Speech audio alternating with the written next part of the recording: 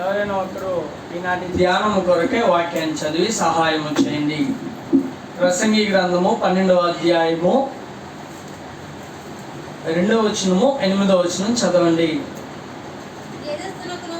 తేజస్సునకును సూర్య చంద్ర నక్షత్రములకును చీకటి కమ్మక ముందే వాన వెలిసిన తర్వాత మేఘములు మరలా రాకముందే నీ బాల్య దినముల యందే నీ సృష్టికర్తను స్మరణకు తెచ్చుకొనుము. సమస్తము వ్యర్థమని ప్రసంగి చెప్పుచున్నాడు. సమస్తమును వ్యర్థము. మార్కు సువార్త 16వ అధ్యాయం 16వ వచనము. నమ్మి బాప్తిసం పొందినవాడు రక్షించబడును, నమ్మని వానికి శిక్ష విధించబడును. 2వ కొరింథీయులకు రాసినటువంటి పత్రిక 7వ అధ్యాయం 9వ వచనాన్ని కూడా చదవండి. మీరు దుఃఖపడితేరని సంతోషించడలేదు గాని మీరు దుఃఖపడి మారు మనసు పొందిరని ఇప్పుడు సంతోషించుచున్నాను. చదవబడినటువంటి వాక్యము ద్వారా దేవుడు ఈ యొక్క ఉదయకాల సమయంలో మనతో మాట్లాడును గాక. ఆమేన్. దేవునికి మహిమ కలుగును గాక. ఆమేన్. కూడి వచ్చినటువంటి ప్రతి ఒక్క సహోదరి సహోదరులకు నా హృదయపూర్వక వందనాలండి. Praise Lord. దేవునికి మహిమ కలుగును గాక. ఈ యొక్క ఉదయకాల సమయంలో ఆయన స్వరం మాత్రమే మనకు వినబడును గాక. విన్న దాని ప్రకారం మనం సరి చేసుకోవడానికి దేవుడి కృప మనకు తోడై ఉండును గాక. ఆమేన్.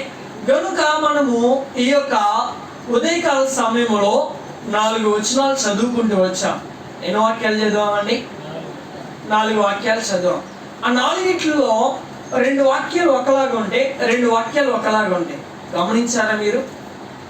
ఆ డిఫరెన్స్ ఏంటో చెప్పండి కొంచెం. మొదటి 2 వాక్యాల్లో మనకి వ్యర్థము లేదా నీ సృష్టికర్తను స్మరణకు తెచ్చుకో. ఏది వ్యర్థము, ఇది వ్యర్థమని నువ్వు త్వరగా తెలుసుకొని నీ సృష్టికర్తను ఏం చేయాలి? స్మరణకు తెచ్చుకోవాలి. 2వ విషయంలో మారు మనసు. ఏంటంటే 2 వాక్యాల్లో కూడా కనబడేది మనకి మారు మనసు. నమ్మి బాప్తిసం పొందిన వారు రక్షించబడతారు. అలాగే ఇక్కడ శరీరానుసారమైన దుఃఖము కాదు కానీ ఆత్మానుసారమైన దుఃఖము నీలో ఏం కలుగు చేస్తుంది? మారు మనసును కలుగు చేస్తుంది అని వాక్యం చెప్తుంది. మరి దీని ప్రకారము ఈ యొక్క ఆలోచన ప్రకారం మనం ఆలోచన చేసుకున్నట్లయితే దేవుడు చెబుతున్నటువంటి మాటలు ఏమిటంటే మనకు శరీరపరమైనటువంటి దుఃఖము అనవసరము. ఇప్పుడు మనకి ఏ దుఃఖము కావాలంటే అక్కడ రాయబడుతోంది, మీరు దుఃఖపడి మారు మనసు పొందుతారని నేను ఎరుగుతుంది. ఏం పొందుకున్నామంటే మనము అంటే దుఃఖము వలన మనలో ఏం కలగాలంట? మారు మనసు కలగాలి. ఎందుకని ఈ దినాల్లో అటువంటి దుఃఖముతో కూడుకున్నటువంటి మారు మనసు అనేది మనుషుల్లో నిలుస్తూ ఉన్నది. ఎందుకని అంటారా? కొన్ని వాక్యాలు చదివి ముందుకు వెళ్దాం. ప్రసంగిలో చదవబడిన విధముగా మనం కొన్ని మాటలు చూద్దాం. 2వ అధ్యాయం 1వ వచనం చదవండి. ప్రసంగి గ్రంథము 2వ అధ్యాయం 1వ వచనం. కానీ నిన్ను సంతోషము చేత శోధించి చూతును, నీవు మేలును అనుభవించి చూడమని నేను నా హృదయముతో చెప్పుకుంటుని. అయితే ఏంటంటే ఇప్పుడు నా హృదయముతో నేను చెప్పుకున్నది కూడా ఏమైపోయిందంట? వ్యర్థ ప్రయత్నం అయిందంట. ఏ ప్రయత్నం అయిందంటే అంటే ఈ దినంలో మనుషులు ఎలా ఉన్నారంటే సమస్తాన్ని వారి యొక్క ఆలోచన కానీ, వారి యొక్క స్వభావము కానీ, వారి యొక్క మాట కానీ, వారి యొక్క పని కానీ, వారి యొక్క విధానము కానీ, వారి యొక్క ప్రార్థన కానీ, వారి యొక్క భక్తి కానీ, వారి బైబిల్ చదివే విధానము కానీ సమస్తము వ్యర్థముగా ఎంచబడుతూ ఉన్నది. ఏం చేయబడుతూ ఉన్నది? సమస్తము. ఎందుకంటే వారి ఆలోచన సరైనదిగా లేదు. కనుక దేవుడు చెబుతూ ఉన్నాడు. చూడండి ఆలోచన గురించి దేవుడు ఏం చెప్తూ ఉన్నాడంటే 94వ కీర్తన 11వ వచనం చదవండి.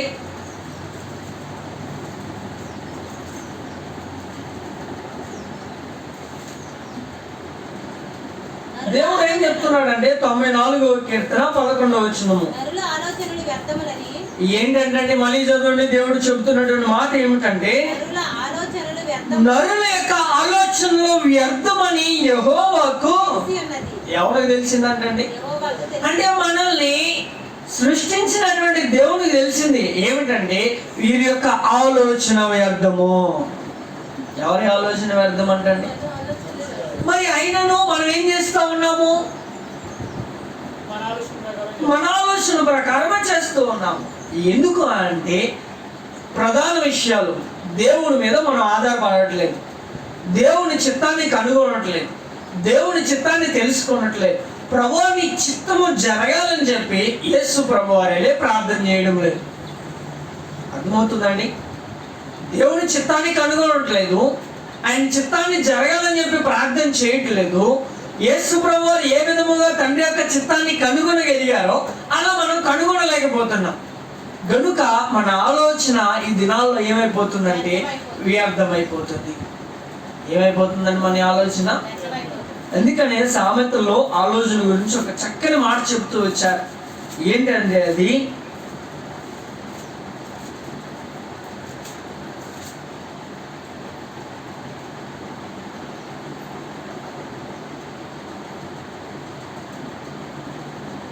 సామెతల గ్రంథం 16వ అధ్యాయంలో మొదటి వచనం చదవండి. హృదయాలోచనలు మనుషుని వశము, చక్కని ప్రత్యుత్తరం ఇచ్చుటకు యెహోవా వలన కలుగును. ఒకని నడతలన్నీ ఎలా కనబడుతున్నాయి అంటే నా నడతలు నా యొక్క నడతలు నా దృష్టికి అంటే ఇది మంచిదిగా కనబడుతూ ఉన్నది. ఇంకా కింద చదవండి. యెహోవా అంటే ఇప్పుడు యెహోవా దేన్ని పరిశోధిస్తాడంటండి?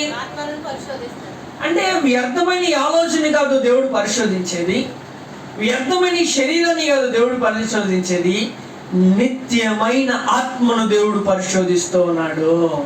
ఏం చేస్తూ ఉన్నాడండి? నిత్యమైన ఆత్మను దేవుడు పరిశోధిస్తున్నాడు. మరి దీన్ని బట్టి మనం ఆలోచన చేసుకోవాల్సింది ఏమిటంటే హృదయాలోచనలు ఇప్పుడు ఎవరి వశంలో ఉన్నాయి? ఎవరి వశంలో ఉన్నాయి? ఏ జంతువైనా, ఏ పక్షి అయినా, ఎటువంటి విధముదైనా నన్ను త్వరగా వదిలేస్తే బాగుండే అనిపిస్తుంది. పంజరంలో పెట్టినదైనా, బంధించబడినదైనా ఏ ఆలోచన కలిగి ఉంటారు వారు? ఆ జంతువుకి ఏ యొక్క ఆశ ఉంటుంది? నన్ను త్వరగా నా యజమాని విడిచిపెడితే బాగుండనే అనిపిస్తుంది. అలాగే చాలా మంది క్రైస్తవులు ఎలా ఫీల్ అవుతున్నారంటే నా దేవుడు నన్ను ఎందుకు ఇలా బంధించేస్తున్నాడు, నా దేవుడు నన్ను ఎందుకని ఇలా కట్టడి చేస్తా ఉన్నాడు, నా దేవుడు నన్ను ఎందుకని ఇలాగా అధికారముగా నా మీద ఇలాగా ప్రభావంతం చూపిస్తున్నాడు అన్న ఆలోచన కలిగి ఉంటున్నాం.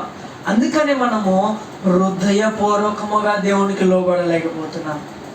అందుకని దావీదు కీర్తనకారుడు చెప్తున్నారు 138వ కీర్తన మొదటి 2 వచనాలు, నేను నా పూర్ణ హృదయముతో యెహోవాకు కృతజ్ఞతాస్తుతులు. మరి ఈ దినాన దావీదు గారికి ఉన్నటువంటి భక్తి మనలో లేదండి. దావీదు గారు హృదయపూర్వకముగా చెల్లించినటువంటి కృతజ్ఞతాస్తుతులు మనం చెల్లించలేకపోతున్నాం. ఆయన లాగా మనం ప్రభు యొక్క శరీరంలో పాలు పంపులు పొందలేకపోతున్నాం. మరి ఈ విధమైన ఆలోచన వచ్చినట్లయితే ఆయన యొక్క ఆలోచనను దేవునికి అప్పచెప్పాడు, ఆయన యొక్క నడతలను దేవునికి అప్పచెప్పాడు, ఆయన యొక్క ఉద్దేశాలను దేవునికి అప్పచెప్పాడు. మరి ఈ దినాన నీ ఎందుకని అప్పచెప్పలేకపోతున్నావు? నీ ఆలోచన ఎందుకని దేవుని ఆలోచనకు సరిపోయిన విధముగా చేసుకోలేకపోతున్నావు? నీ నడతలను యెహోవా దృష్టికి యథార్థముగా ఎందుకు కనబడట్లేదంటే అవి నీ దృష్టికి ఎలా కనబడుతున్నవి? చదివారు కదా, ఒకని నడతలన్నీ యెహోవాని దృష్టికి న్యాయమైనవిగా కనబడతామంట.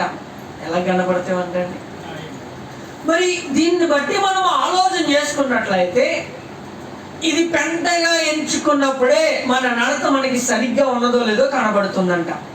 ఎలా ఎంచుకోవాలండి? పౌలు గారు చెప్పారు కదా, నాకున్నదంతయు నేను సమస్తము పెంటతో ఎంచుకున్నాను. ఎలా ఎంచుకున్నానండి? అందుకనే ప్రసంగిలో ఒక మాట చెప్తారు, ప్రభువా నీవు నాకు ఎప్పుడు సరిపోయినది? చదవండి ఆ మాట.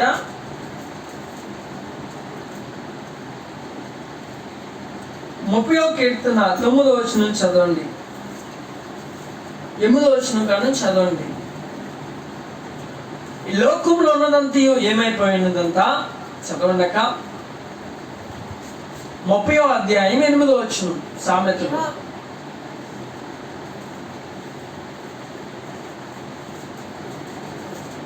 పేజీ నంబర్ 553వ పేజీ. వ్యర్థమైన వాటిని అబద్ధములను చాలండి. మొట్టమొదటి మనం చేయవలసిన ప్రార్థన ఏమిటంటండి? చెప్పండి. మొట్టమొదటిగా మనం చేయవలసిన ప్రార్థన ఏమిటండి? ప్రభువా, నీ దృష్టికి ముందే చెప్తున్నాడు, మనిషి దృష్టికి కాదు, మనిషి ఆలోచనకి కాదు, ఎవరి దృష్టికి అంట? యెహోవా నీ దృష్టికి వ్యర్థమైన దాన్ని, అబద్ధమైన దాన్ని నాకు నువ్వేం చేయాలి? దూరముగా ఉంచుము. ఏం చేయాలంటండి?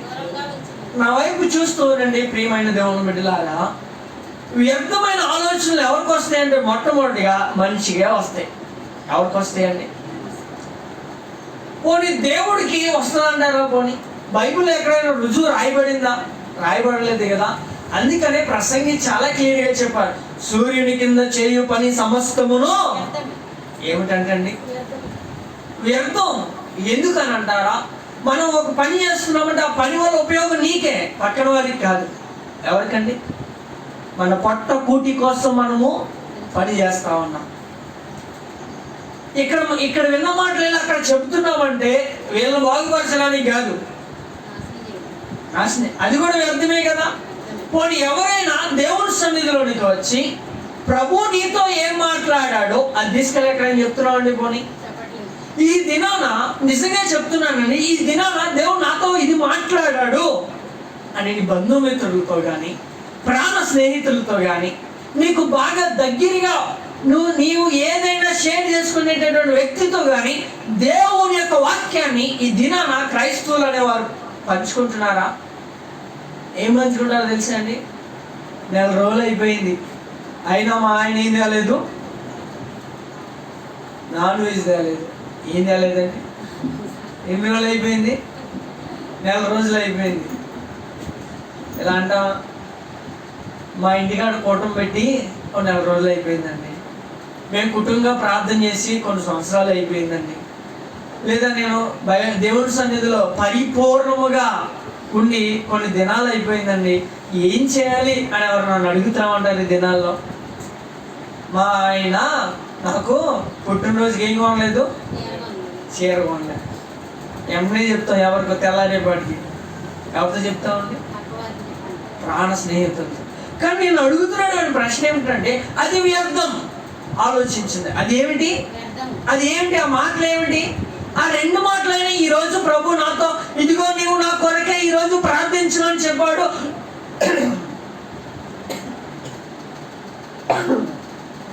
నీవు నాతో ఏకీవించి ప్రార్థన చేసుకుందాం రా అని పిలవగలుగుతున్నామా? అయ్యా దేవుని బిడ్డలారా, దేవుడు అందుకని ముందుగా రాయించాడని మన కొరకు. ప్రభువా, వ్యర్థమైన దాన్ని, అబద్ధములైన దాన్ని నాకు నువ్వేం చేయాలి? దూరపరచు. ఇంకా కిందకి చదవండి అక్క.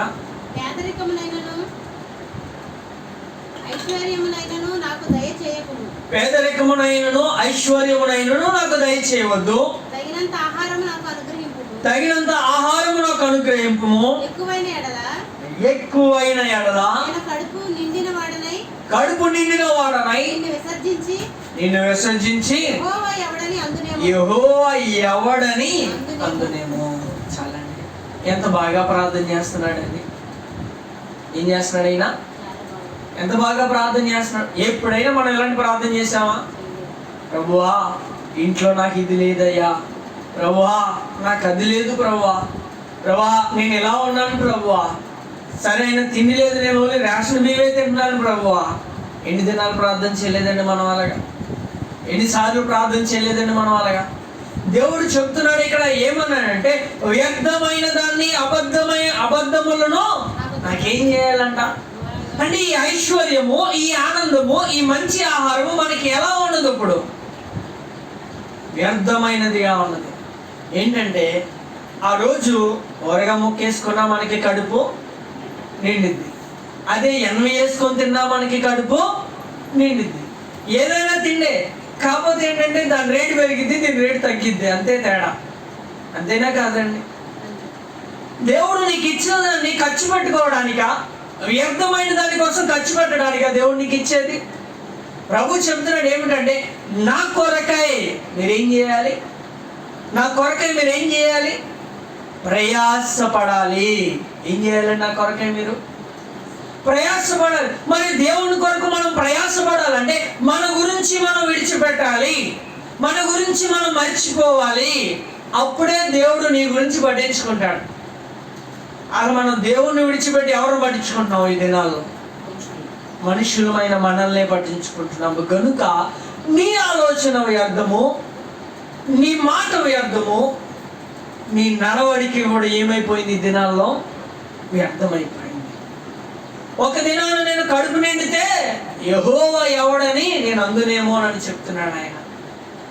అంటే నిజముగా సంతోషకరమైన జీవితాన్ని దేవుడు నీకు ఇచ్చి దయచేసి నిన్ను ప్రేమగా హత్తుకొని నిన్ను ఏ కొదువు లేకుండా చూసుకుంటే, రోజుకి ఈ దినాల్లో కష్టం వచ్చింది కనుక, బాధ వచ్చింది కనుక, దుఃఖం వచ్చింది కనుక రోజుకి దానియేలువలే ముమ్మారన్న ప్రార్థన చేస్తున్నాం. మరి దేవుడు అంత సమృద్ధిని మనకు దయచేస్తే కనీసము ఒక్క పూటన్నా ప్రార్థన చేస్తామా? ఈ మాటలు పౌలు గారికి వర్తిస్తాయి. ఎవరికి వర్తిస్తాయి అండి? పౌలు గారికి వర్తిస్తే ఆయన చెప్పాడు ఏమిటంటే, నేను తిండి లేనప్పుడును, తిండి ఉన్నప్పుడును, ధనం ఉన్నప్పుడును, ధనం లేనప్పుడును, వస్త్రం ఉన్నప్పుడు, వస్త్రం లేనప్పుడును, నేను అన్ని సమయంలోనూ ఒకే రీతిగా ఉన్నాను అని ఆయన వాక్యంలో సెలవిస్తూ వచ్చాడు. ఎలా ఉన్నాడంటండి? చదువుతారా మాట? చదవండి, ఎక్కడ రాయబడింది ఆ మాట?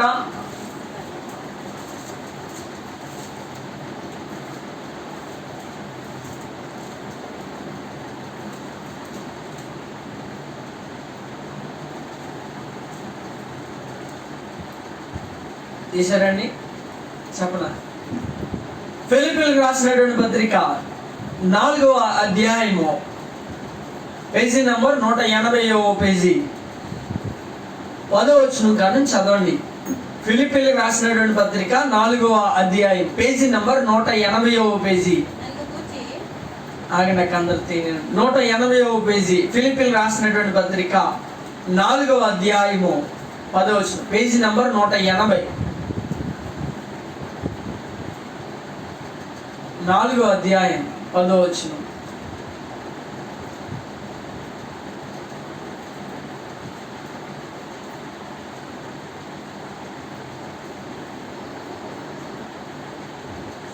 చదవండి అక్క. 4వ అధ్యాయం 10వ వచనం.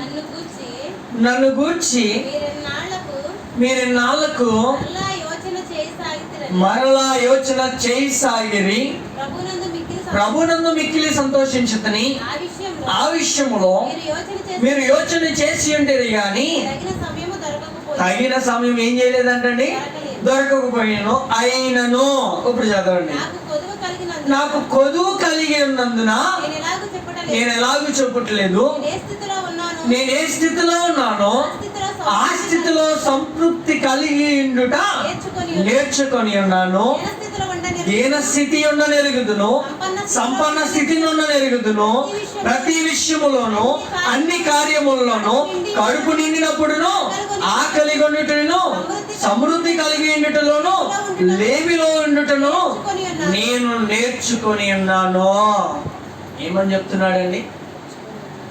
ఈ యొక్క పౌలు గారు ఏమని చెప్తున్నాడండి? ఈ దినాల్లో మీరు నా గురించి ఆలోచించినటువంటి సమయం మీకు వచ్చింది, కానీ అది తగిన సమయంలో మీకు ఏం చేయలేదంట? దొరకలేదంట. ఏం లేదంటండి? దొరకలేదంట. ఇదన్నా నేను చెప్తున్నటువంటి మాట ఏమిటంటే,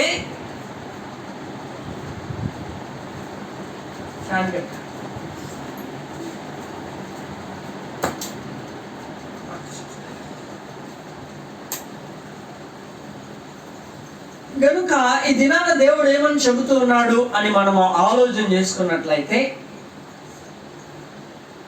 ఈ కాలము కృపాకాలం. ఈ కాలం ఏ కాలం అండి?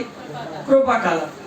ఈ కాలంలో నేను చెప్తున్నటువంటి మాట ఏమిటంటే, బాప్తీసం తీసుకోవడానికి, రక్షణ పొందడానికి, ప్రభు సన్నిధిలో గడపడానికి, సువార్త చేయడానికి, ఆయన గురించి ప్రకటించడానికి, మీటింగ్స్లో కానీ ఏవైనా అన్నీ బాగుంటాయి. ఎందుకని? ఇది తగినటువంటి సమయం. ఈ కృపాయుగం గడిచిన తరువాత అయ్యో మాకు ఆరాధన లేదంటే కుదరదు. అర్థమైందండి? అయ్యో మాకు ఈరోజు ప్రభు సన్నిధిలో గడిపేటటువంటి సమయం లేదే అని చెప్పుకోవడానికి కుదరదు. మీటింగ్స్ పెట్టడానికి అవకాశం ఉండదు. ప్రార్థన చేసుకోవడానికి అవకాశం ఉండదు. ప్రభు యొక్క శరీరంలో రక్తంలో పాల్పొంపులు పొందడానికి సమయము ఉండదు. ఎందుకని అని అంటే ఉగ్రత దినాన ఎవరు ఏమైపోతారో ఎవరికి తెలియదు. కానీ ఈ దినాన నీవు నేను, ప్రాముఖ్యంగా ఎవరండి? నీవు నేను ప్రభువుని ఆరాధించుకోవడానికి, ఆయన్ను స్తుతించడానికి, ఆయన యొక్క శరీర రక్తంలో పాల్పొంపులు పొందడానికి, ఈ విధముగా కూడుకొని ప్రభువుని గణపరచడానికి, వాక్యాన్ని వినడానికి, పాటలు పాడి ప్రభువుని మహిమపరచడానికి ఇప్పుడు మనకి అంతా బాగుంటుంది. అయినను ఈ సమయంలో మనం ఏం చేయట్లేదు. ఇప్పుడు 10వ వచనం చదవండి, మనకు అర్థమవుతుంది.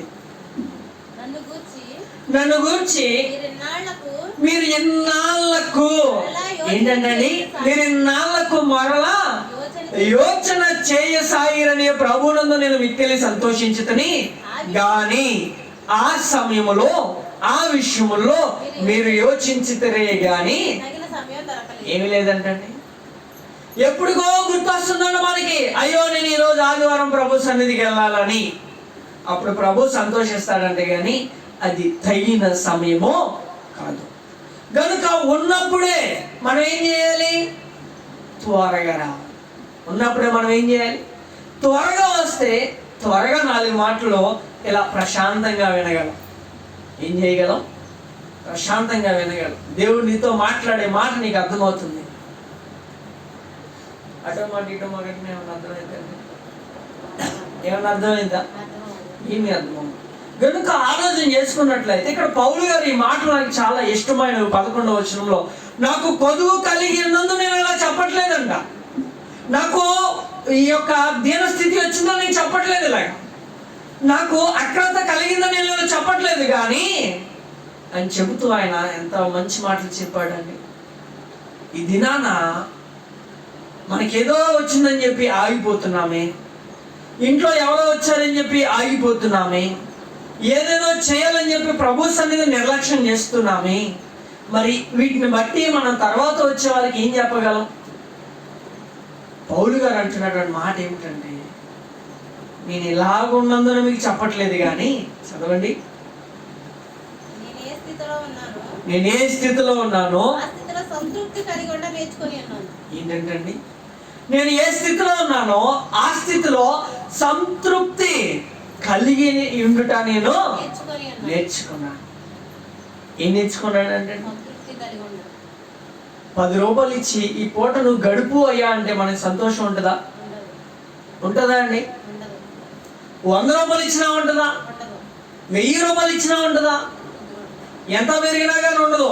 ఎందుకు అంటే 10 రూపాయలు అనేప్పటికీ బిస్కెట్ ప్యాకెట్, 100 రూపాయలు అనేప్పటికి 1000 రూపాయలు అనేప్పటికి ఈరోజు చీర కూడా కొనుక్కుందామని అనిపిస్తూ ఉంటుంది. ఏదైనా బట్టలన్నా కొనుక్కుందాం. డబ్బులు పెరిగే కొంత ఆశ పెరిగితే కానీ మనకి ఏం పరచబడదు, అక్కడ సంతృప్తి కలదు. తృప్తి పరచలేనటువంటి జీవితం ఈ జీవితం. ఏం పరచలేదు ఈ జీవితం? తృప్తి పరచలేదు. సంతోషం you will be never before, మీకు ఎన్నటికీ రాదు. It will never come to your life with the fulfil. మన యొక్క జీవితంలో ఎప్పటికీ ఫుల్ఫిల్ చేయబడలేం, సంతృప్తి చేయబడలేం, పరిపూర్ణముగా చేయబడలేం. ఎందుకు అంటే తృప్తిగా ఉండడమే, కొంచెములో తృప్తిగా ఉండడమే మనం ఏం చేయలేకపోతున్నాము, నేర్చుకోలేకపోతున్నాము. అందుకని యేసు ప్రభువు చెప్పారు ఆ యొక్క విత్తనాలు విత్తేవాడి గురించి. ఏమిటంటే, విత్తనాలు విత్తిన తర్వాత అవి మంచి నేలను పడినా కానీ వారు విని ఏం చేయాలి? ఇప్పుడు గ్రహించుకుని వారు అయితేనే మాత్రమే అవేమవుతాయి, ఫలిస్తాయి. గనుక ఇప్పుడు కూడా విత్తనాలు ఎత్తుతున్నావు కానీ నువ్వు రోడ్డు పక్కన పడుతున్నావో, రాళ్ళ కుప్పల్లో పడుతున్నావో, ముళ్ళ పొదల్లో పడుతున్నావో, లేదా సాగులైనటువంటి నేలను పడుతున్నావో లేదా మంచి నేలను పడుతున్నావో మనకి తెలియట్లే. కనుక దీన్ని బట్టి ఆలోచన చేసుకున్నట్లయితే ప్రభువు ఇంకొక ఉపమానం కూడా చెప్పారు. అది ఉపమానం ఏమిటంటే, నీవు కొంచెములో నమ్మకం ఉన్నావు గనుక, కాసులు వాడి విషయంలో నీవు కొంచెములో నమ్మకం ఉన్నావు గనుక నీవు నీ రాజుతో పలమగా ఆ విందులో పాల్గొని ఏం చేస్తావు? సంతోషించదు కానీ పదాన్ని తీసుకెళ్ళాడు ప్రభువు. తీసుకెళ్ళడం లేదా? కనుక ఈ ఒక్క నమ్మకం కలిగినటువంటి వ్యక్తి దగ్గరికి వచ్చి దేవుడు ఏమని చెప్పాడంటే, నీవు అపనమ్మకంగా ఉన్నావు కనుక నీది కూడా తీసి ఎవరైతే ఎక్కువలో నమ్మకంగా ఉన్నారో వారికి ఇవ్వబడుతుందని తీసుకెళ్ళి 10 తలంతులు కలిగినటువంటి వ్యక్తికి ఇచ్చాడు. ఇచ్చారు ఇవ్వలేదండి? అంటే మనకు ఒక బాధ్యత ఇచ్చాడు దేవుడు. ఏమిచ్చాడు? ఒక బాధ్యత ఇచ్చాడు. ఆ బాధ్యత మనం నెరవేరింది కదా, అయిపోయింది అని అనుకోకూడదు. మనం మొన్న అంటే ఏం జరిగింది? బుధవారం మంగళవారం అయిపోయింది కదా, అమ్మాయిసా అనుకోవడానికి లేదు. ఇంకా ఇది పెళ్లి కాదు. అమ్మాయిసా నా కొడుకు నేను పెళ్లి చేశానులే అనుకుంటాను. అర్థమైందండి? తెలియని విషయం ఏంటంటే, పెళ్లి చేస్తే అయిపోయింది అనుకుంటా, పెళ్లి చేసిన తర్వాత అంత స్టార్ట్ అయ్యింది వీళ్ళకి. అది తెలీదు ఈ దినాల్లో. అదేంటండి, పెళ్లి చేస్తే ఒకటి అయిపోతుంది అనుకుంటా. అది కాదు, పెళ్లి చేసాక సమస్తం ప్రారంభమైంది. కష్టం కానీ, నష్టం కానీ, బాధ కానీ, ఇబ్బంది కానీ, ఇరుకుగా ఏదైనా ఆఫ్టర్ మ్యారేజ్ ఓన్లీ. అది తెలియక ఏమనుకుంటున్నామంటే, నా పిల్లకి నేను పెళ్లి చేసి పంపించేస్తే అయిపోద్దులే, వెళ్ళిపోద్దులే అనుకుంటాం. మళ్ళీ వచ్చేది కదా, వెళ్ళిపోద్ది అండి. అలాగే మనము కూడా మీటింగ్స్ అయిపోయినా అమ్మాయిసా అని కూర్చోవడానికి లేదు. ఉందంటారా? లేదు. మళ్ళీ ఏం చేయాలి మనం? మళ్ళీ ఏం చేయాలి? మళ్ళీ మీటింగ్స్ అంటే అప్పుడు సంవత్సరం ఉంది కానీ కంగారు ఏంట్లే అని మీరు అనొచ్చు. మామిడి చెట్టు అమ్మే ప్రతి ఒక్కరు కూడా ఇదే మాట చెప్తారు, సంవత్సరానికి కాయ కాసేద్దులే అండి. ఏం చెప్తారు? నిమ్మ చెట్టు అయితే 3 సంవత్సరాల కల్లా కాసేద్దులే అండి, కాకపోతే అంతే పీకొని తీసుకొస్తారు, కుదిరిద్దండి పోని చెప్పడానికి మాటలు మటుకు ఏం చేస్తారు? చెప్తారు. అలాగే మనము కూడా అమ్మాయిసా మీటింగ్ అయిపోయింది అని కూర్చోవడానికి లేదు. నెక్స్ట్ సువార్త ఇప్పుడు చేయాలి. ఏం చేయాలి? సింపుల్ గా ఒక మాట చెప్పిన, మొద్దులగూడ పక్కన ఏ ఊరండి?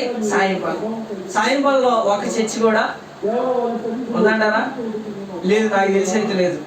అక్కడ కూడా ఈ బాపతే ఇంకో బాపత లేదు. కనుక దీన్ని బట్టి మనం ఆలోచించినట్లయితే అది కూడా రీసెంట్ గానే స్టార్ట్ చేశారు. అక్కడ ఎక్కడ? సాయంపాలెం ఈ మూల స్టార్టింగ్ లో స్టార్ట్ చేశారు. అలాంటి గ్రామంలోకి మనం ఏం వెళ్ళాలి? వెళ్ళాలా వద్దా? ఎందుకని? మనం కూడా దాంట్లోంచి బయటకు వచ్చినటువంటి వారమే. ప్రత్యేకంగా దేవుళ్ళలోంచి పుట్టినటువంటి వారం కాదు, మనం దాంట్లోంచి వచ్చిన వారమే. ఇప్పుడు అది అక్కడ పెట్టారంటే ఇప్పుడు అనేకులు దానికి ఏం చేయబడతారు? మళ్ళీ వాళ్ళు తీసుకురావడానికి ఎంత కష్టమైతే మనకు తెలుసు. ఎందుకని మనం వచ్చాం కనుక, ఆ దారిలో నడుచుకుంటూ వచ్చాం కనుక. మొలపదలో నడుచుకునేటటువంటి వ్యక్తి ముందుగానే ఇల్లు వచ్చిన తర్వాత మళ్ళీ ఆ దారిలో వెళ్తారు. అది వద్దురా బాబు నువ్వు నడవలేవని చెప్తారు, కానీ ఏంటాడా? కనుక ఆ దారి లేకుండా చేయాలి. మనం ఇప్పుడు ఏం చేయాలి? ఆ దారి లేకుండా చేయాలి. దారి లేకుండా చేయాలంటే ముందే మనం అక్కడికి ఏం చేయాలి? ఎలా వెళ్ళాలి? వెళ్ళిపోవాలంటే అయిపోద్దండి. ఏం చేయాలి? ఇప్పుడు మొదటి మెట్టు ఏమిటి? వెళ్ళడానికి ప్రార్థన. రెండో మెట్టు దేవుని చిత్తం. మూడో మెట్టు మనం ఆయన యొక్క ఆత్మను పొందుకొని ప్రభు సహాయముతో వెళ్ళాలి. ఈ 3 లేకుండా వెళితే కార్యం జరిగిద్దంటారా? జరగదు.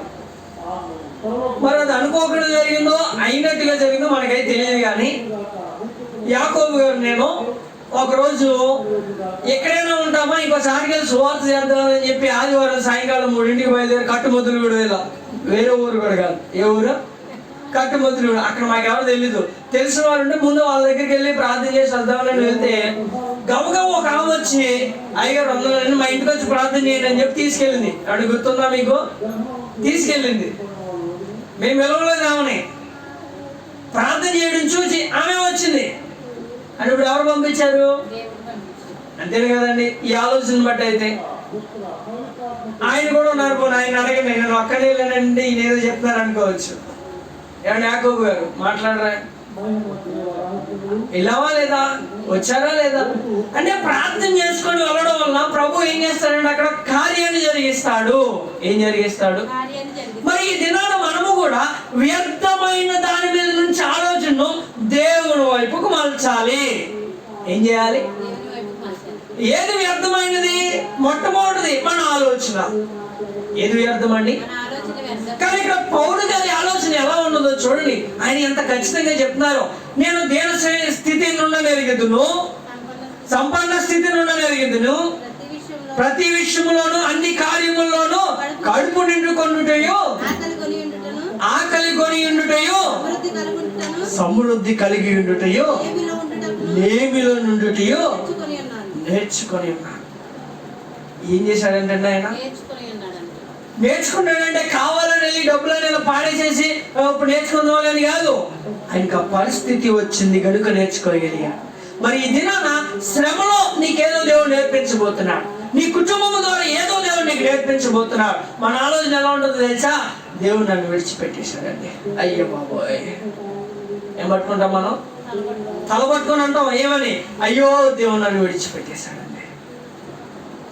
మరి దేవుడు నిన్ను విడిచిపెట్టేస్తుంటే ఈ దినాన్ని నువ్వు ఇక్కడ ఉంటామా? మరి నువ్వు ఎందుకని అలా మాట్లాడుతున్నావు? వ్యర్థమైన మాటలు మన నోట్లోంచి వస్తున్నాయి. ఏమని వస్తున్నాయి? అందుకని దేవుడు ఒక మాట చెప్పాడు. ఏమంటే తెలుసా? మీ వ్యర్థమైన పెదవులతో దేవుడిని నిందించవద్దు, మీ తండ్రిని నిందించవద్దు అని ఆయన వాక్యంలో చెప్తా వచ్చాడు. ఏం చేయకూడదంట? తప్పు చేసేది మనం, వచ్చిందాన్ని జయించలేకపోయేది మనం, దేవుడు దారి చూపిస్తే దాన్ని కనుక్కోలేకపోయింది మనం. మళ్ళీ నిద్ర అవుతున్నారు చూడండి. కనుక ఆలోచించండి. వచ్చిన తెలిసేదారే కానీ తెలుసుకోలేకపోయేది మనం. కానీ ఏం చేస్తున్నాం? దేవుడి మీద నమ్మకం. ప్రభువా, నీవు నీ కుమారుని సిలువలో విడిచిపెట్టాను, నన్ను విడిచిపెట్టేసావా ప్రభువా, నేను ఏం చేశాను ప్రభువా అని ప్రార్థన చేస్తున్నాం. ఇది న్యాయమా? ఇది వ్యర్థమైందేగా మరి. కనుక దీన్ని బట్టి ఆలోచన చేసుకున్నట్లయితే నీకు ఆ స్థితిలో దేవుడు ఏదో నేర్పించబోతున్నాడు. ఆ స్థితిలో దేవుడు నీకు ఏం నేర్పించబోతున్నాడు? ఏదో నేర్పించబోతున్నాడు.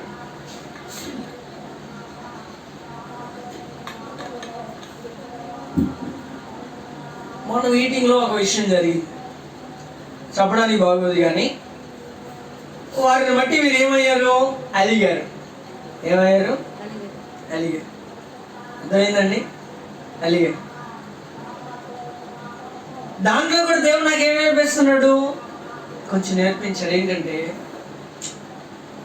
వాళ్ళు ఏం చేసినా కానీ తట్టుకొని నిలబడాలని. ఏం చేయాలి మనం?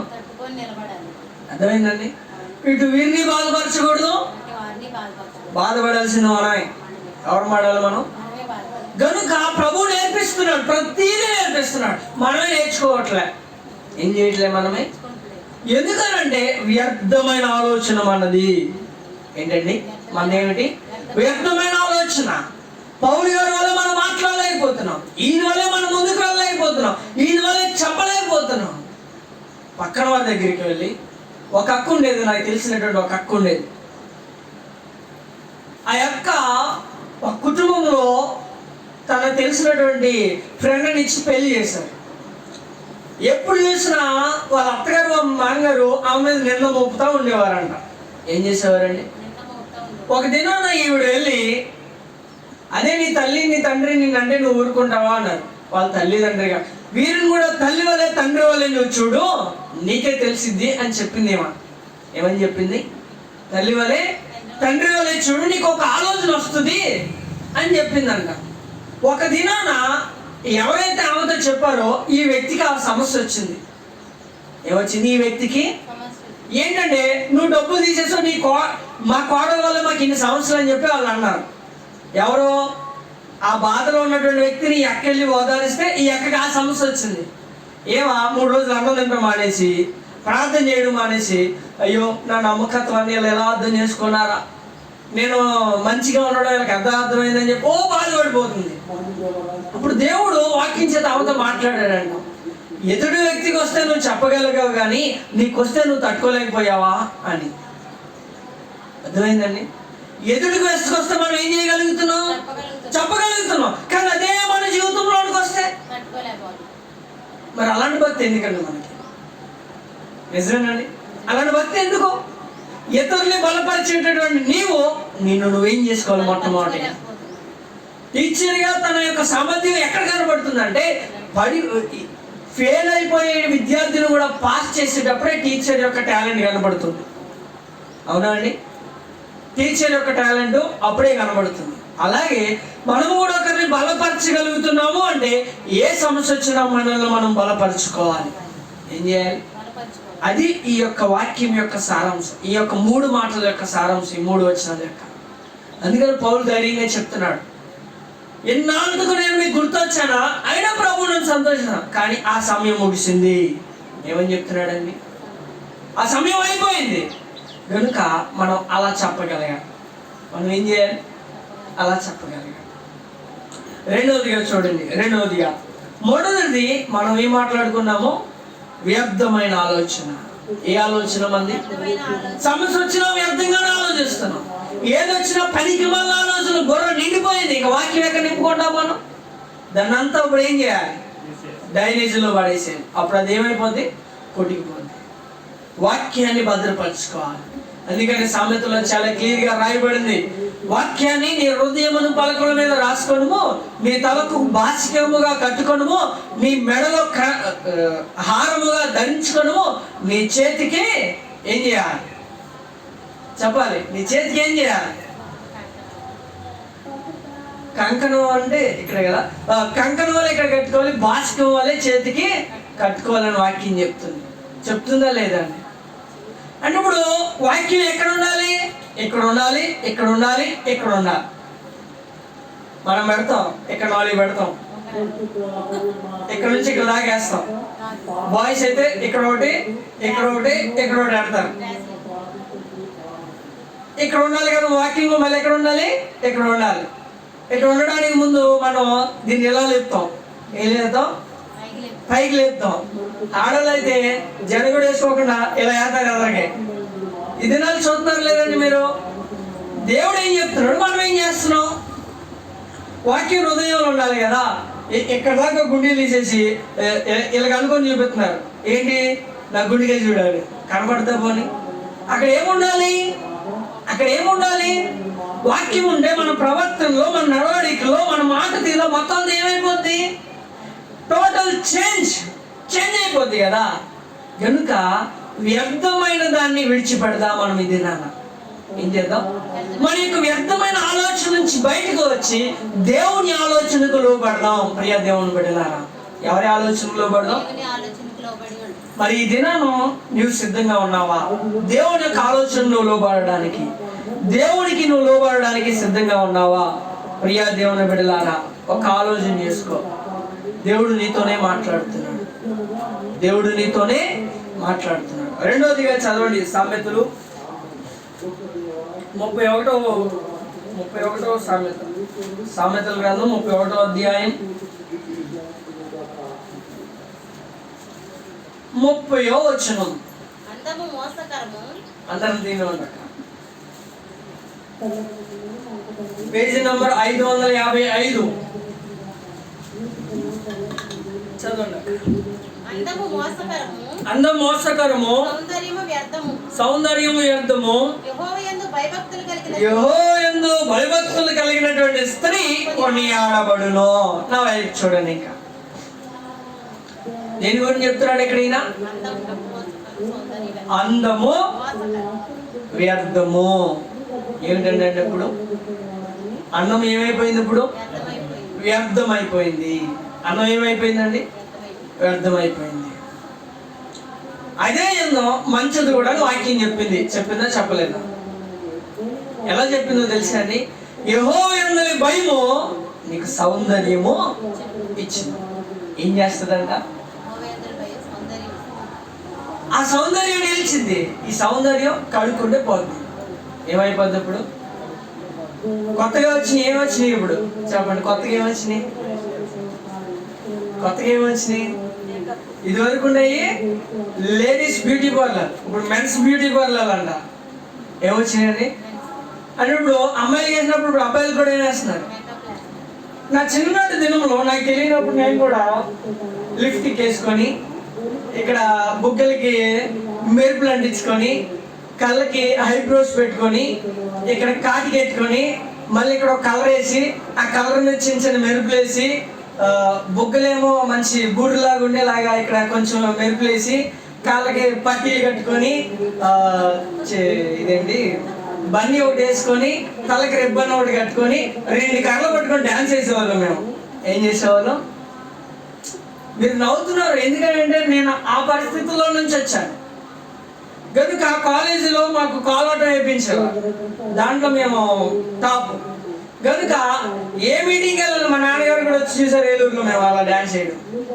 ఇలా మేకప్ వేసుకోండి, మా అమ్మాయి ఏంటి నువ్వు అమ్మాయిలో మేకప్ వేసుకున్నావు అని అంది. ఈ దినాన అది ఒక ఫ్యాషన్ అయిపోయింది. ఏమైపోయింది మాకు తెలియదు. మేము చిన్నపిల్లలు, సుమారు ఒక 6-7 తరగతులు అనుకుంటా. 6-7 తరగతులు మేము అక్కడ ఏలూరులో డ్యాన్స్ చేయడానికి వెళ్ళాం. ఎవరు అప్పుడు చీఫ్ మినిస్టర్ చంద్రబాబు నాయుడు గారు ముందు డ్యాన్స్ చేయడానికి వెళ్తే బుగ్గల నిండా మేకప్ వేసేసి మెరుపు వేసేసి సేమ్ చూడడానికి మంచి అందం, నల్లనాయుడు గారు మంచి తెల్ల కనబడించాను నన్ను కనుక. ఈ దినాల్లో ప్రతి ఒక్కరికి అది అలవాటు అయిపోయింది. నాకు తెలియజేస్తాను, ఇప్పుడు విడిచిపెట్టాను.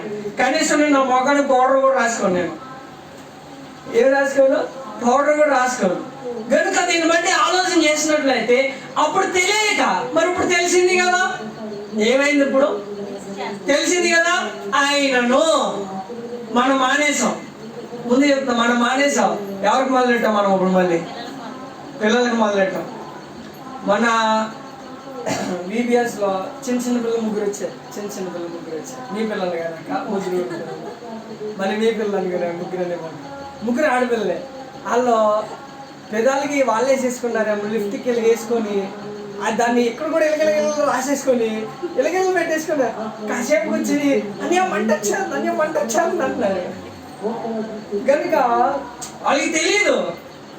కానీ ఇంట్లో ఉండేవారు ఏం చేస్తారు? ఏదో ఒకటి చిన్నపిల్లడు చేతికి ఏం తెలిసిందంటే కొరికేస్తాడు. అసలు కొరకడా వాళ్ళకి తెలియదు. కానీ మనం అనుకుంటాం, అయ్యో నా పిల్లడు ఎంత ఆనందంగా ఆడుకున్నాడు అనుకుంటాం అనుకోండి. అంటే ఇప్పుడు ఈ అందము కూడా ఏమిటంట? చెప్పండి, ఈ అందం కూడా ఏమిటంట?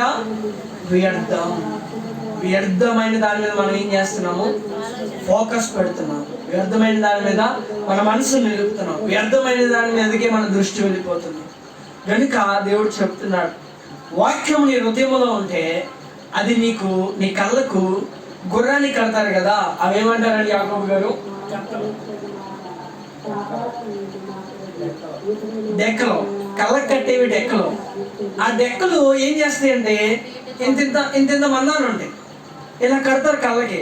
తిన్నగా తప్ప ఇంకెక్కడ కనపడవు. అదే వాక్యం మన హృదయంలో మన జీవితం ఉందనుకోండి, ఆ డెక్కలు అదే వాక్యం నీకు ఉపయోగపడుతుంది. ఏమవుతుంది? ఎటు చూసిన వాక్యం కనపడుతుంది. ఏమంటే అది మనం ఆకర్షితులు అవ్వకూడదు అని. ఇటు చూస్తే వాక్యం కనపడుతుంది ఏంటంటే వ్యర్థమైన దాన్ని మన మనసులో ఉంచుకోకూడదని. అప్పుడు మనకి గుర్తొస్తుంది, నేను దేవుని పెట్టినైతే అది చూడకూడదు, వెళ్ళిపోవాలని. ఇప్పుడు ఏంటి?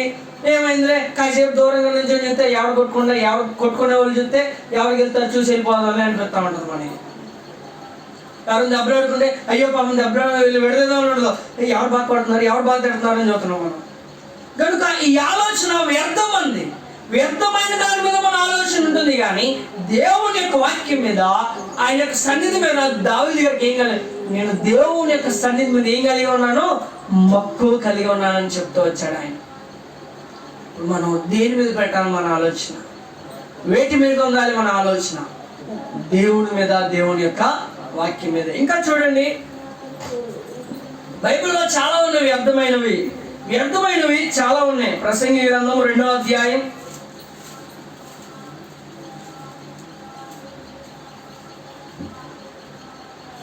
ప్రసంగి గ్రంథం 2వ అధ్యాయం 15వ వచనం. కావున బుద్ధిహీనునికి సంభవించినట్లే నాకును సంభవించును గనుక నేను అధిక జ్ఞానము ఎలా సంపాదించుతానని నా హృదయం అనుకుంటుని. ఏంటంటే ఇది కూడా వ్యర్థమే. కనుక వాక్యంలో ఏమని చెప్తున్నాడంటే లోక జ్ఞానము, చెప్పాలి మీరు, లోక జ్ఞానము వ్యర్థము. ఏ లోక జ్ఞానం అండి? ఈ లోక జ్ఞానం ఏమైపోయింది? వ్యర్థమైపోయింది. కనుక ఇదే మాట కొత్త నిబంధన గ్రంథ పుస్తకాల్లో కూడా చెప్పాలి. ఈ లోక జ్ఞానము వ్యర్థము, పైనుండొచ్చు జ్ఞానము మనకి మేలు కలుగు చేయుచున్నది అని వాక్యంలో రాయబడింది. కనుక ఈ లోక జ్ఞానం కూడా మనకి ఎలా ఉందండి? వ్యర్థమైనదిగా మనకి ఇక్కడ కనబడుతుంది. కనుక దీనిని బట్టి మనం ఆలోచన చేసుకున్నట్లయితే దేని మీద మనము ఆలోచన కలిగి ఉంటున్నాం, వేటి మీద మనము మనసు నిలిపే వారముగా ఉంటున్నాం. ఇంకా మనం చదువుకున్నట్లయితే ముందు చదువుకున్నటువంటి వాక్యాన్ని చదవడాక 1వ వచనం 2వ అధ్యాయం 1వ వచనం ప్రసంగి గ్రంథం. కానీ నిన్ను సంతోషము చేత శోధించి చూతును, నీవు మేలును అనుభవించి చూడమని నేను నా హృదయంతో చెప్పుకుంటుని. అయితే అదియో అంటే ఇప్పుడు సంతోషము కూడా ఏంటంటే ఈ లోక సంతోషము వ్యర్థము. ఏ సంతోషం వ్యర్థం అంటే మనకి అనిపిస్తా ఉండదు. ఏమనిపిస్తా ఉండదు అంటే వాళ్ళు ఎంత గ్రాండ్గా చేశారు, నేను కూడా ఏం చేయాలి, అలా చేయాలనిపిస్తా ఉండదు. మరి దాని ఖర్చు అర్థమైందండి. అప్పు చేస్తాం, అయిన తర్వాత ఎందుకు చేశారా బాబు ఇంత అనిపిస్తుంది. అంటే ఆ కాసేపటి ఒక్క గంట కోసం మనం సంతోషించడం వలన జీవితకాలం అంతా జీవితాంతం ఏమైపోతున్నామో బాధపడాల్సి వస్తుంది. కనుక దేవుడు చెప్తున్నాడు ఏమిటానంటే ఈ లోక సంతోషము ఏమైపోయిందంటండి, వ్యర్థమైపోయిందంట. ఏమైపోయిందంటే ఈ లోక సంతోషము వ్యర్థమైపోయింది. ఎన్ని చెప్పాను చెప్పాలి? 2 చెప్పాలి, 4 చెప్పాను. ఈ లోక జ్ఞానం అది మన ఆలోచన వ్యర్థము, అందము వ్యర్థము, ఈ లోక జ్ఞానము వ్యర్థము, ఈ లోక సంతోషము వ్యర్థము. చివరిగా ఒకటి చూడండి, తర్వాత మనము ఇంకొక పాటలోకి వెళ్ళే వారముగా ఉన్నాం. యెషయా గ్రంథం 57వ అధ్యాయం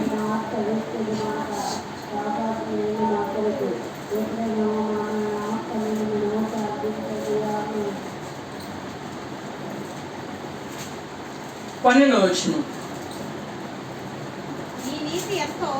నీ నీతి ఎంతో నేనే తెలియచేసేదను, నీ క్రియలు నీకు నిష్ప్రయోజనమగును. చాలండి, చాలు. నీ నీతి ఎంతో నేనే నీకు తెలియచేసాను. ఇక్కడ ఏం కనబడుతుందంటే మనకి మానవుని యొక్క నీతి ఏమైపోయింది చెప్పాలి. మానవు యొక్క నీతి ఏమైపోయింది? వ్యర్థముగా కనబడుతుంది. మనం అనుకుంటాం నేను నీతిగా ఉన్నానే, నేను యథార్థముగా ఉన్నానే అనుకుంటాం. కానీ దాంట్లో కూడా స్వార్థం ఉందంటండి. ఏముంది దాంట్లో కూడా? ఇందాక చదువుకున్నాం ప్రసంగి గ్రంథంలో ఏమనంటే ఒకని నరుతులని వాని దృష్టికి నిర్దోషములుగా కనబడును, కానీ యెహోవా ఆత్మలను పరిశోధించు. అంటే ఇప్పుడు మనకే కనబడుతుంది ఏంటంటే నేను యథార్థంగా ఉన్నాను, నేను న్యాయంగా ఉన్నాను, నేను భక్తిగా ఉన్నాను, నేను దేవునికి తగిన విధంగా ఉన్నాను అని అనుకుంటున్నాం. అంతే, జస్ట్ ఆ భ్రమలో బ్రతుకుతున్నాం. ఏం చేస్తున్నాం మనం? ఆ భ్రమలో బ్రతుకుతున్నాం. కనుక ఆ భ్రమ నుంచి మనం ఏం చేయాలి? బయటికి రా. గడిచినటువంటి దినాల్లో నేను ఒక వాక్యం చెప్పాను. ఏంటంటే హృదయం ఏమైపోయింది చెప్పాలి. హృదయం ఏమైపోయింది? గుర్తించండి. హృదయం ఏమైపోయింది? ఈ లోకమును మాయలో పడిపోయింది. చెప్పలేదండి. హృదయం ఈ లోకమును మాయలో పడిపోయింది. అలాగే ఇక్కడ కూడా ఏమని చెప్తున్నాడంటే నేను నీతిమంతుని అన్న మాయలో పడిపోయామని. ఇప్పుడు నీ నీతి యావత్తును నేనే నీకు అంటే దేవుడు చెప్పాలి. ఎవరు చెప్పాలి? ఇక్కడ మన గురించి ఎవరు చెప్పాలి? దేవుడు చెప్పాలి. కనుక తండ్రి గురించి కుమారుడు సాక్ష్యం ఇచ్చాడా లేదా? కుమారుడు గురించి తండ్రి సాక్ష్యం ఇచ్చాడా లేదా? అలాగే యేసు ప్రభువు శిష్యులు యోహాను గారి గురించి యేసు ప్రభువు సాక్ష్యం ఇచ్చారా లేదా? అలాగే నీ గురించి నా గురించి తండ్రి ఏం చేయాలి? సాక్ష్యం ఇవ్వాలి. ఏం చేయాలి? సాక్ష్యము ఇవ్వాలి. మరి వీటిని బట్టి మనం ఆలోచన చేసుకున్నట్లయితే దేవుడు నీతో చెబుతున్నాడు మాట ఏమిటి అంటే, వ్యర్థమైన దాన్నే మనం ఏం చేస్తున్నాము చెప్పాలి. వ్యర్థమైన దాన్నే మనం ఏం చేస్తున్నాము ఆలోచన చేయించున్నాం. మరి దీన్ని బట్టి నీకు ఒక అవగాహన కలిగి ఉన్నట్లయితే ఈ దినాన నీవు నేను కూడా ప్రభు ప్రేమకు ఏం చేయాలి విధేయత చెప్పాలి. అప్పుడే మన ఆలోచన వ్యర్థతలోంచి మనం బయటికి రాగలం. ఈ లోక మాయమను వ్యర్థమైన వాటి నుంచి మనం ఏం చేయగలం, బయటికి వచ్చినప్పుడే ప్రార్థన చేయగలం. ఏమనంటే, ప్రభువా నా నుంచి నీవు వ్యర్థమైన దాన్ని, అబద్ధమైన దాన్ని నా నుంచి నీవు దూరపరచు ప్రభువా అని ప్రార్థన చేసే వారముగా ఉండాలి. ఏం చేసే వారముగా ఉండాలి? ఎప్పుడైనా రోజుకి ఒక్కసారైనా మనం వాటి ప్రార్థన చేయగలుగుతున్నామా? ప్రియా దేవుని బిడ్డలారా, ఎప్పుడైనా రోజుకి ఒక్కసారైనా అలా ప్రార్థన చేయగలుగుతున్నామా? లేదు కదా. అలా ప్రార్థన చేస్తే మనకి ఏం దొరికిందంటే, నీవు నేను కూడా చూసినట్లయితే దేవుడు చెబుతున్నాడు మాట చదవండి ఒకసారి.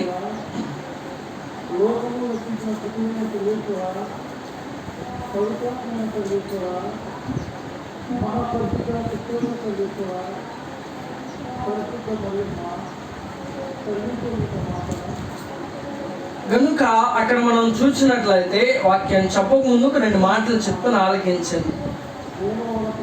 ఎప్పుడైతే దేవుడు నీలోంచి నాలోంచి వ్యర్థమైన దాన్ని, అబద్ధమైన దాన్ని బయటికి తోలి పారదోలుతాడో, అప్పుడు వాక్యంలో చెప్పబడిన విధముగా మారు మనసు పొందుకున్న ప్రతి ఒక్కరికి ఏం కలిగిద్ది? పరిశుద్ధాత్మ అను వరం అనుగ్రహించబడుతుంది. అదే కాకుండా బైబిల్లో అనేకమైన వరాలు కూడా ఉన్నాయి. కనుక నీవు ఇప్పుడు దాకా ఎన్ని వరాలను పొందుకున్నావు? నమ్మి బాప్తిస్మం పొందిన వాడు రక్షించబడును, నమ్మని వారికి శిక్ష విధించినని మనం చదువుకున్నాము. మరి నమ్మి బాప్తిస్మం తీసుకున్నటువంటి నీవు నీకు కలిగినటువంటి వరం ఏమిటో నువ్వు కనుగొనగలిగావా? ఒకసారి చదవండి. అపోస్తుల కార్యములు 11వ అధ్యాయము 18వ వచనం చదవండి.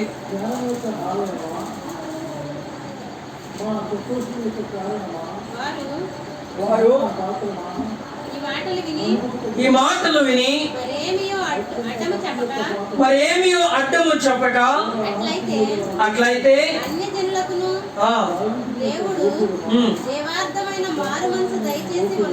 అన్యజనులకు దేవుడు జీవార్థమైన మారు మనసు దయచేసి ఉన్నాడని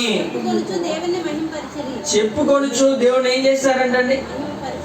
అంటే అన్యజనులు కూడా దేవుడు ఏం కలుగు చేయడానికి సిద్ధపడుతున్నాడు. నీ ఒక్కరికే పరిమితము కాదు. ఏంటంటే ఇది మన ఒక్కరికే పరిమితము కాదు. సకల జనులకు ఏం కలగాలి? ఇప్పుడు ఇది నా మారు మనసు కలగాలి. ఇప్పుడు దాకా నేను ఏం చెప్పానంటే వ్యర్థమైనదని, వ్యర్థమైన వాటిని, అవునా కదండి? వాటిని విడిచిపెట్టగలిగితే అన్య జనుల్లోనికి మనము దేవుడి యొక్క సువార్తను తీసుకెళ్ళగలం. ఇప్పుడు దాకా ఎందుకు చెప్పానంటే, సువార్త మనము తీసుకెళ్ళకపోవడానికి ఏంటి ప్రధానమైన కారణం అంటే, వ్యర్థమైన వాటిని మనం ప్రేమిస్తూ ఉన్నాం, వ్యర్థమైన వాటి మీద మనం మనసు పెడుతూ ఉన్నాము. గనుక సువార్తను తీసుకోలేకపోతున్నాం, సువార్తను వాళ్ళకు అందించలేకపోతున్నాం. ప్రియ దేవుని బిడ్డలా, దేవుడు నీతో ఏం మాట్లాడుతూ ఉన్నాడంటే, నీవు దేవుని యొక్క సువార్తను అన్య జనుల యొద్దకు తీసుకువెళ్ళి వారికి మారు మనసును కలిగించాలంటే ఈ వ్యర్థమైన వాటిని నువ్వు నేను ఏం చేయాలి? విడిచిపెట్టాలి. ఏం చేయాలి? నువ్వు నేను కూడా. ఇంకొక మాట చదవండి. రోమీయులకు రాసిన పత్రిక 2వ అధ్యాయం 4వ వచనం చదవండి. లేదా దేవుని యొక్క అనుగ్రహము మారు మనసు పొందుటకును నిన్ను ప్రేరేపించుదునని ఎరుగక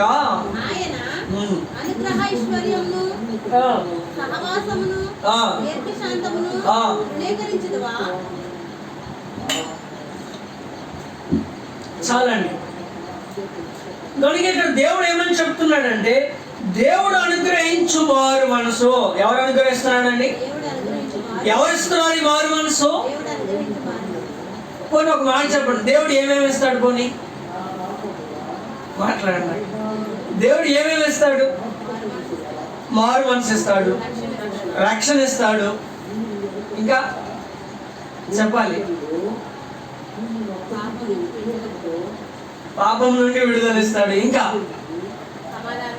సమాధానం ఇస్తాడు, శాంతి ఇస్తాడు, ఇంకా నెమ్మది ఇస్తాడు, ఇంకా కృపావరాలు ఇస్తాడు, పరిశుద్ధాత్మను వరాన్ని మనకు అనుగ్రహిస్తున్నాడు, తండ్రి యొక్క కుమారుని యొక్క రక్తంలో కడగబడడానికి అవకాశాన్ని ఇస్తున్నాడు. దేవుడు ఇస్తున్నాడా లేదా అండి? ఇవన్నీ దేవుడి యొక్క మేలు కొరకు చేస్తున్నాడా? పోనీ ఆయన యొక్క స్వార్థం కోసం చేస్తున్నాడు దేవుడు? లేదు కదా. మనల్ని ప్రేమించి, ఎవరిని ప్రేమించి? దేవుడు మనల్ని ప్రేమించి ఆయన యొక్క కుమారుని లోకానికి పంపించాడు కదా. మరి నీ ఒక్కడే రక్షించబడి ఉంటే సరిపోతుందా? రాహాబు అనే వేశ్య దేవుని గురించి విని ఏం చేసింది? అన్నదమ్ములను, తండ్రి ఇంటి వారిని, అన్న ఇంటి వారిని, చెల్లి ఇంటి వారిని, అందరినీ ఏం చేయగలిగినది? మరి ఈ దినాన నీవు నేను కూడా రక్షించుకోవాలి అంటే మొట్టమొదటిగా వ్యర్థమైన వాటిని మనం ఏం చేయాలి? విడిచిపెట్టాలి. వ్యర్థమైన దాన్ని విడిచిపెట్టిన వారు ఏం పొందుకుంటారో కొన్ని మాటలు చూసి నేను ముగిస్తాను. ఇంకా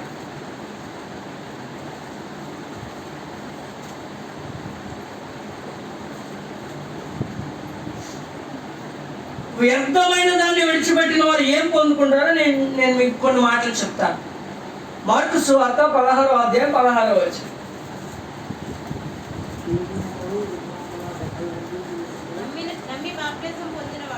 నమ్మి బాప్తిసం పొందినవాడు రక్షించబడును, నమ్మని వానికి శిక్ష విధించబడును. చాలా బాప్తిసం పొందుకోవడం అంటే ఏంటో చెప్పండి ఎవరైనా ఒకరు. చాలా తేలిగ్గా, సింపుల్ గా, బహిరంగంగా దేవుని ఒప్పుకోవడం. ఇంకా బాప్తిసం అంటే ఏంటి? పాపాలు క్షమించబడడం. కనుక ఈ మాట నేను మీకు ఎందుకు చూపించానంటే, వ్యర్థమైన దాన్ని వదులుకున్న వారు రక్షణ పొందుకున్న వారితో చెప్పాలి. ఎందుకని? ఈ లోకం వ్యర్థం. అంటే ఇప్పుడు వ్యర్థమైనది విడిచిపెట్టి ఈ లోకాన్ని కూడా విడిచిపెట్టట్లేదు కదా. కనుక వారు ఇప్పుడు ఏమి పొందుకుంటారు లేక దేనికి సమానమో చెప్తాను చూడండి. కనుక చదవండి. మొట్టమొదటిగా అపోస్తల కార్యంలో 22వ అధ్యాయం 16వ వచనం. అపోస్తల కార్యంలో 22వ అధ్యాయం 16వ వచనం. కనుక నీవు తడువు చేయడం ఎందుకు? లేచి ఏం చేయాలంటండి? చాలా ఇక్కడ మీకు అర్థమైందా? నువ్వు ఎందుకని తడువు చేయించున్నావు? వారిని ఎందుకని తొందర పెట్టించున్నావు? నువ్వెందుకని వారిని ప్రేరేపిస్తున్నావు? ఒకటే, దేవుడిచ్చేదే మారు మనసు. ఏంటండి? దేవుడిచ్చేదే మారు మనసు. కనుక ఒక వ్యక్తిని అక్క బాప్తిసం తీసుకో అన్నా, రక్షణ పొందు అన్నా, నీ పాపాలు ఒప్పుకో అని చెప్పడానికి మనకు అర్హత లేదు. మనకున్న అర్హత ఏమిటంటే దేవుడు నీ కొరకు మరణించాడు. మనకున్న అర్హత ఏమిటంటే ఆయన నీ కొరకు రక్తం కార్చాడు. మనకున్న అర్హత ఏమిటంటే ఆయన దగ్గర శాంతి, సమాధానం, ముక్తి దొరుకుతుందని చెప్పడం వరకే. అర్థమైందండి? దీనికి ఒక ఉదాహరణ సామెత ఏమిటంటే, గుర్రాన్ని చెరువు యొక్కకు తీసుకెళ్ళగలం కానీ ఏం చేయలేము. చెప్పాలి, గుర్రాన్ని చెరువు యొక్కకు తీసుకెళ్ళగలం కానీ. అలాగే మనము కూడా వారిని బాప్తిసం దాకా నడిపించక్కర్లే, జస్ట్ ప్రభు యొద్ద దాకా నడిపించగలిగితే చాలు. ఎక్కడ నడిపించాలండి? తొట్టికాడికి తీసుకెళ్ళక్కర్లే, ఇప్పుడు చెరువుకాడికి తీసుకెళ్ళక్కర్లే, బాప్తిసం కలిగి జస్ట్ ప్రభువులోనికి నడిపించగలిగితే చాలు. ప్రభువు యొక్క వాక్యం దగ్గరికి తీసుకురాగలిగితే చాలు. ఆయన రక్తము క్రింద నిలబెట్టగలిగితే చాలు. తన హృదయంలో దేవుని గురించి మనం ఒక బలమైన ముద్రను నాటగలిగితే చాలు. అతడే వస్తాడు. అన్నా లేదా అక్క, నేను నిజముగా మారు మనసు పొందుకున్నాను. అర్థమైందండి? మీరు తీసుకోవాలి ఈ సంవత్సరం చెప్పడానికి మనకు అర్హత లేదు. You will be not a judge to the judge the God's people. నువ్వు ఒక జడ్జు కాదు దేవుని యొక్క ప్రజలకు ఒక తీర్పును తీర్చడానికి. ఈ యొక్క న్యాయాధికత్వం కాదు. కనుక మనకున్న అర్హత ఏమిటంటే వారిని ప్రభు యొద్దకు నడిపించడమే, వారిని ప్రభు యొక్క వాక్యంలోనికి తీసుకురావడమే. గనుక మీలో భయం ఉంటే పడుకో ఇంకొకసారి, గనుక ఆలకించండి. దేవునితో మాట్లాడుతున్నాడు మాటలు నిర్లక్ష్యం చేయకూడదు మనం. కనుక ప్రభు చెప్తున్నాడు ఇక్కడ, ఇంకా చదవండి అక్క కిందకి.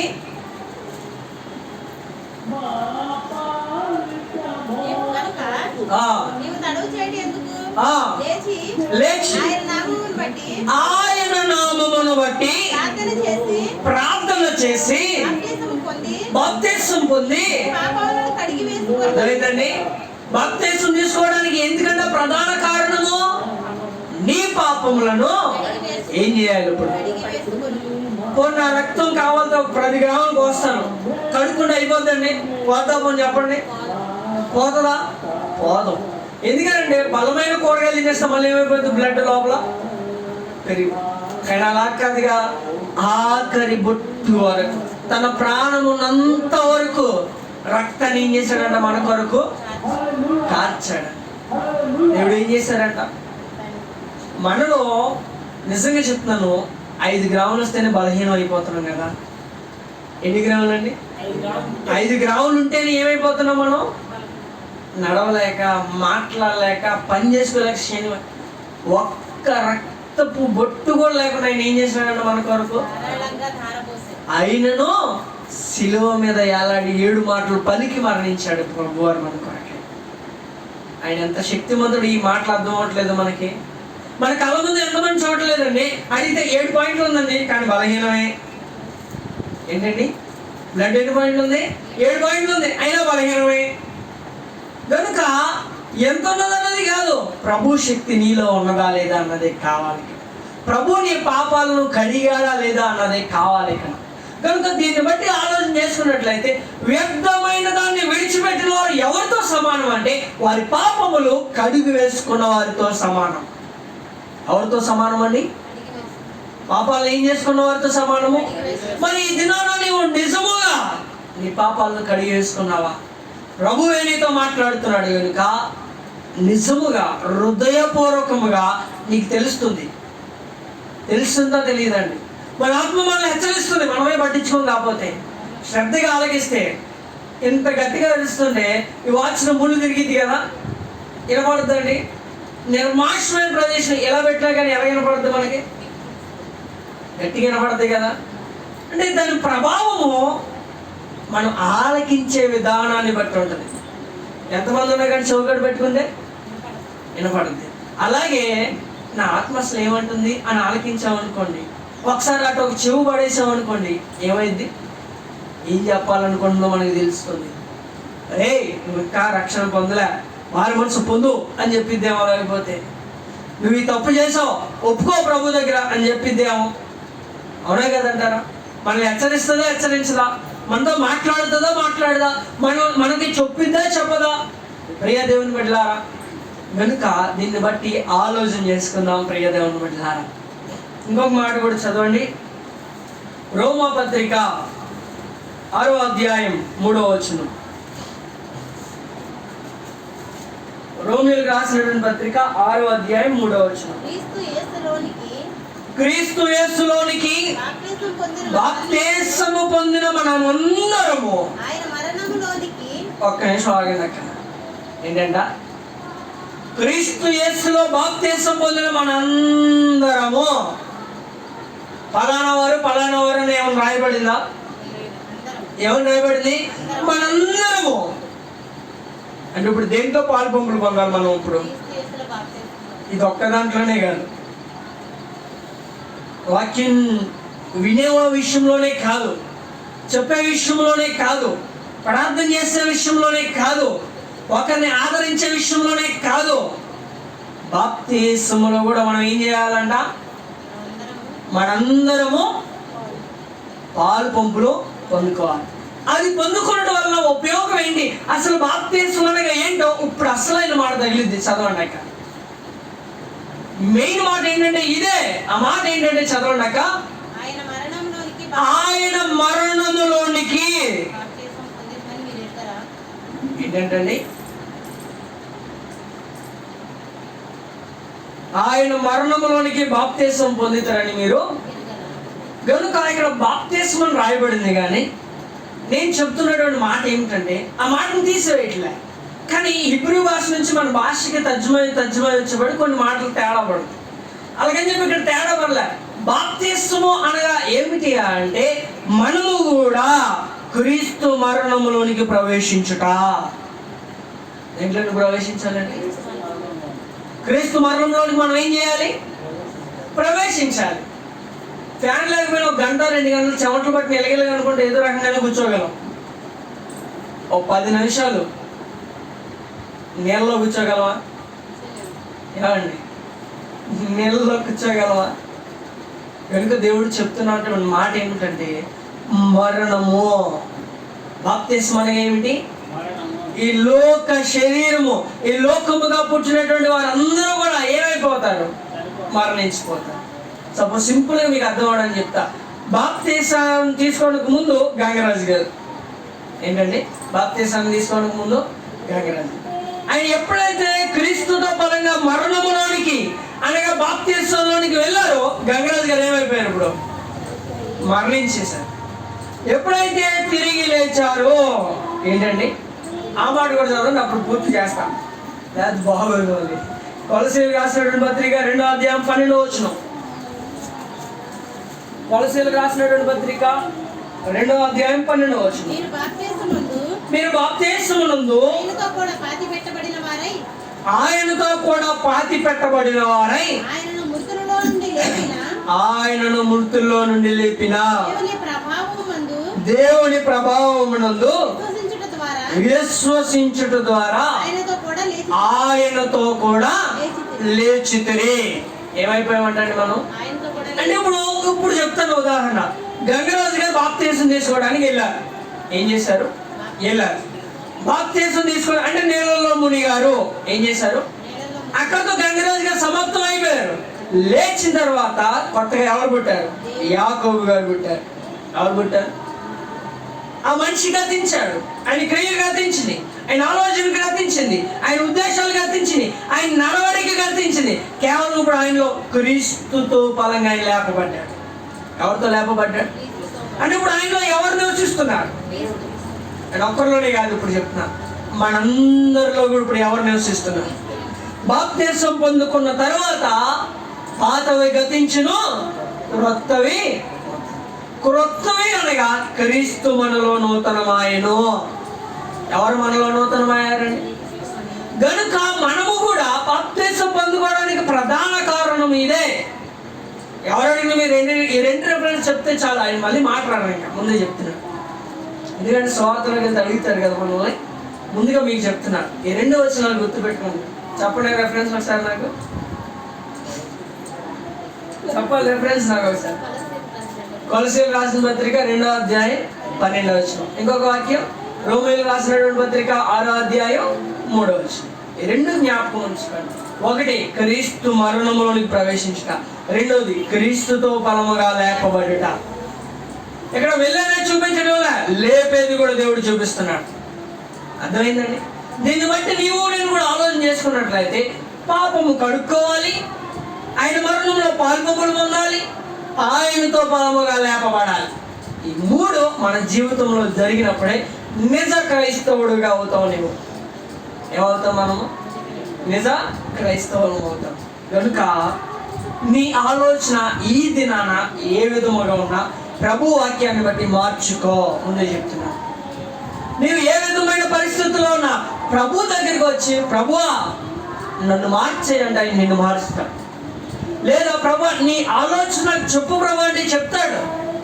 సింపుల్గా 2వ రాజుల గ్రంథంలో దావీదు గారు ఒక మాట్లాడాడు. ప్రభువా ఆయన మోకరించి, ప్రభువా నేను ఆ ప్రాంతంలోనికి వెళ్ళడానికి నువ్వు నాకు అనుమతి ఇస్తే వెళ్తాను, లేకపోతే లేదని అడిగాడు దావీదు గారు. వెంటనే వెళ్ళు, నేను నీకు అనుమతించాలని చెప్పాడు. ఆయన వెళ్ళాడు, లేకపోతే ఆగిపోతుందేమో కదా. కనుక ఈ దినాన ప్రభు నీకు చెప్తున్నాడేమో నీ ఆలోచన మార్చుకోమని. ఈ దినాన ప్రభు నీకు చెప్తున్నాడేమో వ్యర్థమైన దాన్ని విడిచిపెట్టమని. ఈ దినాన ప్రభు నీకు చెప్తున్నాడేమో నాతో బలముగా నీవు కూడా మరణంలోనికి రామని. ఈ దినాన ప్రభు నీతో చెప్తున్నాడేమో నాతో బలంగా నీవు కూడా సజీవుడు లేకమని చెప్తున్నాడేమో. ఈ దినాన ప్రభు నీతో చెప్తున్నాడు నీ పాపాలని నా రక్తంలో కడుక్కోమని. నువ్వు ఏ విధముగా సిద్ధపాటు కలిగి ఉన్నావు? నీవు ఏ విధమైన ఆలోచన కలిగి ఉన్నావు, నీవు ఏ విధమైన ఉద్దేశం కలిగి ఉన్నావు. ప్రియ దేవుని బిడ్డలారా, ప్రభు మనతో మాట్లాడినటువంటి మాటల్లో మనం ఏం చేయాలి? గ్రహించుకోవాలి, అవగాహన చేసుకోవాలి, ఆలోచించుకోవాలి. ప్రియ దేవుని బిడ్డలారా, మోకరించి కళ్ళు మూసుకోండి. మనం ముందుకు వెళ్ళే వారముగా ఉన్నాం.